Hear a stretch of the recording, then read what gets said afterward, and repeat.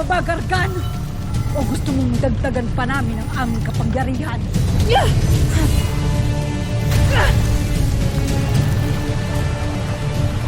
Kahit magtulong-tulong pa kayong lahat, hindi ako ang inyong masasaktan. Bakit tila natutuwa pa siya? Gayong nadadaig na natin siya.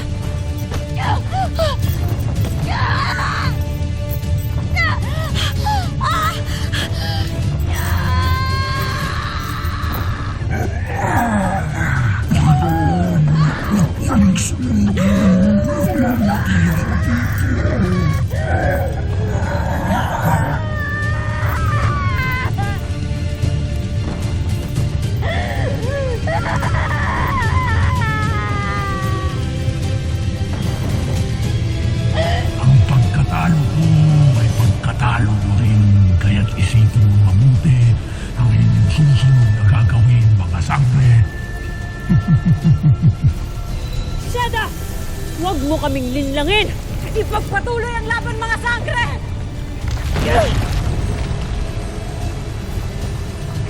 Matatalo na natin siya!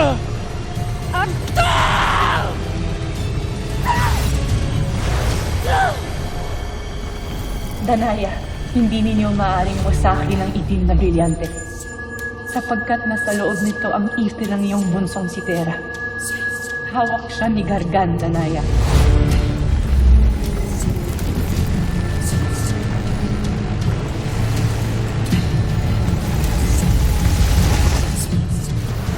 Danaya, ipagpatuloy mo! Shada! Shada, itigil ninyo! Danaya, hindi tayo maaaring tumigil! Itigil ninyo! Sapagkat nasa itim na brilyante at ifte ng aking anak! Danaya, anong ibig mong sabihin? Yun ang sinabi sa akin na Kasyupeya ngayon! Shada!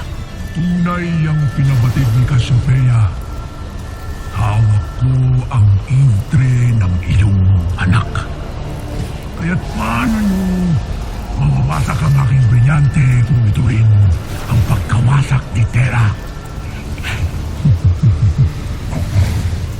Ada, iyo bang paniniwalaan siya?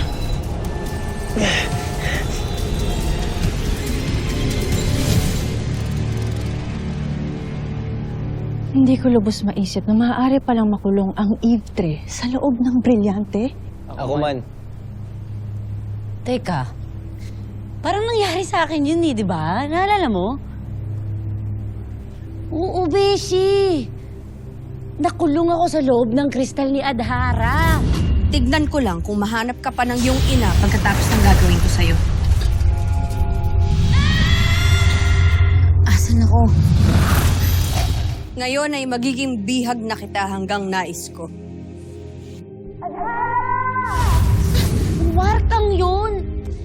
Pero buhay ako nun. Ang kakaibang kaso dito kay Tera, kaluluwa lang niya eh. Siguro mas nakakatakot yun, no? Wala siya sa Devas o Balaak. Heaven o Hell. Pero, feeling ko parang impyerno na yung loob ng brilyante ni Gargan. Huwag na lang tayo mawalan ng pag-asa. Lalo't pumaroon na si Ilo papunta sa mundo mga tao upang bigyan babala ang ibang mga sangre. Ako'y hanga sa iyong katatagan ng loob, kaya tunay ngang hindi ka na isang paslit. Ang tanong, isusuko kaya ni Gargan yung brilyante niya? Alam niyo naman yun, pa main character, bago lang naman siya dito. Ay, alam niyo, ako'y naghihidayang pa rin sa muling pagkawala ng aking balintatao. Kung nasa akin lamang yun, mas marami tayong malalaman at mapaghahandaan.